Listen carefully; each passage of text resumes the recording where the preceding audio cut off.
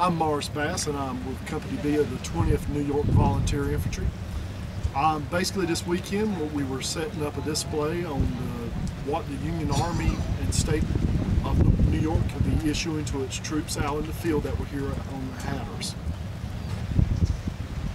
That's basically what I do. My name's Chris Stevens with the 3rd Virginia, but this weekend here at Hatteras we're representing the soldiers of the 7th North Carolina who are at the Forts Clark and Fort Hatteras. I'm dressed as just an early mishmash of soldiers having this stage in the early war, wearing whatever they had. It's a set of civilian trousers and a short jacket topped off with a slouch hat. The soldiers here were yet to be provided with official Confederate uniforms, so they pretty much wore whatever they could find in order to make themselves somewhat more professional in their soldierly profession. My name's John Cunningham. I am also with the 3rd Virginia Infantry. I'm dressed in a uniform of actually a pre-war Virginia militia uniform.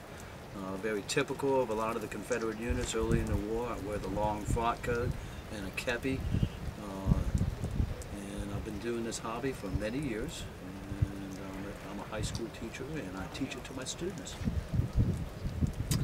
I'm Mike Zatarger. I'm dressed as a Hawkins Zouaves, one of the early Zouave regiments that fought for New York State. They were landed here, 3 companies worth, in August of 1861 to take over Fort Hatteras and Clark, and then the rest of the regiment came down and they spent the fall of 1861 and the early part of winter 1862 here on the Outer Banks.